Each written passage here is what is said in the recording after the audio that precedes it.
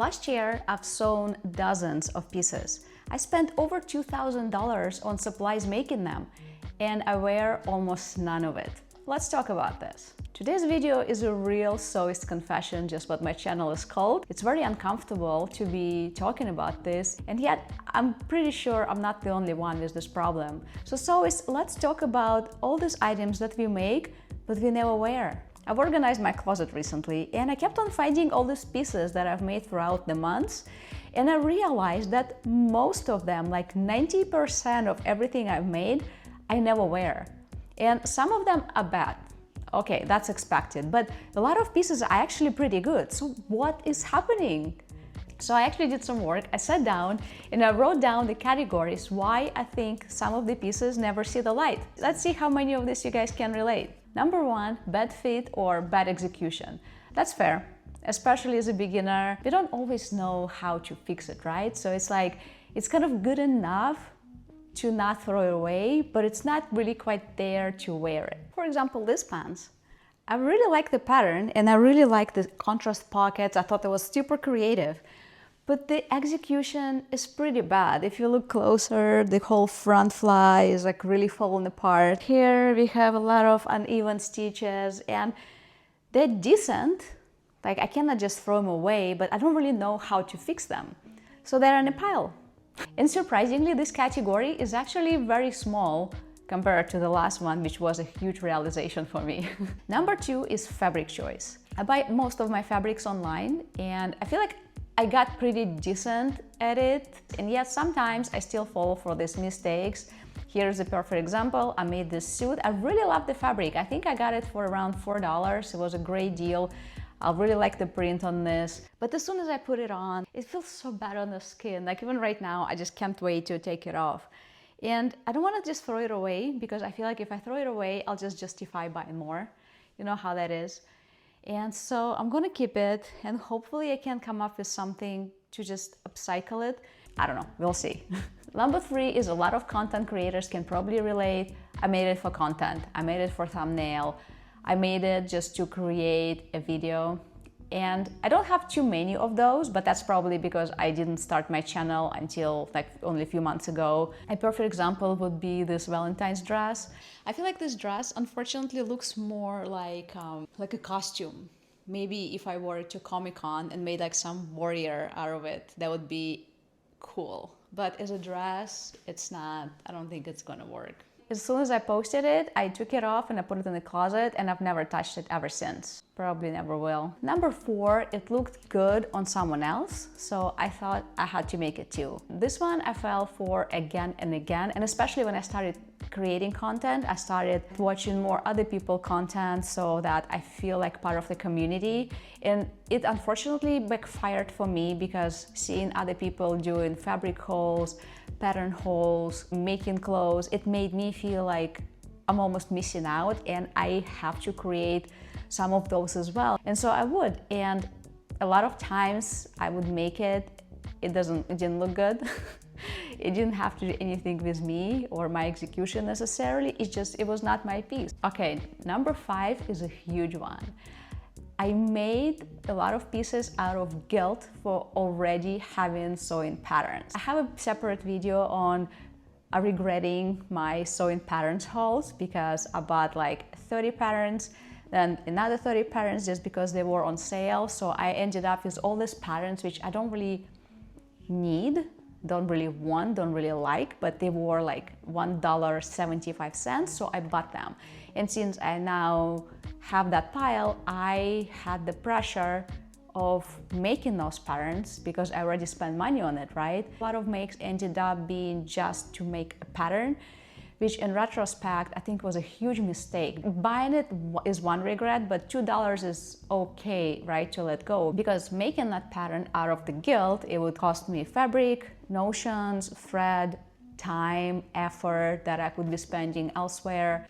This dress is a perfect example of a pattern guilt. I've had this dress, it looked nice on the pattern. I was thinking, okay, let me make it. And I had this fabric, which I actually adore. It was a fairly cheap Mood Fabrics. I think it was like maybe $5 per yard. The moment I put it on, I was thinking I look like Godmother from Shrek. Fabulous woman, not the look I was going for. And I don't really know what to do with it because the way it is right now, I just can't, I'm not wearing it. Number 6 is very similar to 5, but quite the opposite. Finding free patterns and being excited about them. So even though I quite literally sit on a pile of sewing patterns that I did buy, I still love a good deal of a free sewing pattern. So whenever I find one, I get really excited and I feel like I have to make it. Can you guys relate to that? So I've made some questionable choices. For example, I made this romper. I got this pattern on Mood Fabrics. I like the idea. It seemed like a fun piece. It's called Beach Romper. I made it in fleece and I have this fun print. I really love the idea and the concept. So I don't really regret making it. I just don't know how to wear it or when to wear it. It was a free pattern now, so can't really complain. Like I'm not hating it. I just don't know what to do with it. Okay, category number 7, guys. The biggest reason why I don't wear what I make is that it doesn't fit my lifestyle. I've made a lot of things without thinking how it's actually gonna work in my actual day-to-day life, my routine, my lifestyle, my wardrobe. I work from home, I go to Costco, I go walk my dog. That's kind of my 90% of my routine. So me making dresses, skirts, low-cut tops, I don't know where I would wear them, and I don't. And that's exactly why they're sitting in my closet. So in retrospect, my sewing started as a creative outlet. I wanted to make something of my own. I wanted to experiment. I was inspired by all these shows like Project Runway or Next in Fashion. And very soon, the more I accumulated the sewing patterns and the fabrics, it became just a routine in just like making things just to make them. Every time I would look at my stash or my parents' pile, I would feel guilty. So every time I would not sew, I would feel guilty. So I would sew so that I feel better about myself, but then I would justify buying more. And it became like this very not cool, not fun routine and a thing. And then the more I made of those makes, of course, I didn't really like them because that's not what I really wanted.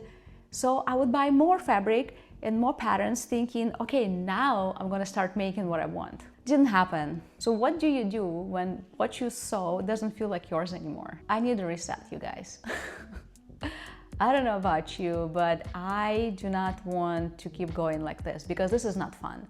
I realized that the more sewing patterns I bought and the fabrics, it killed my creativity. It put me in this decision fatigue, and it got to the point where no matter how much fabric I had, it always felt like it's not enough.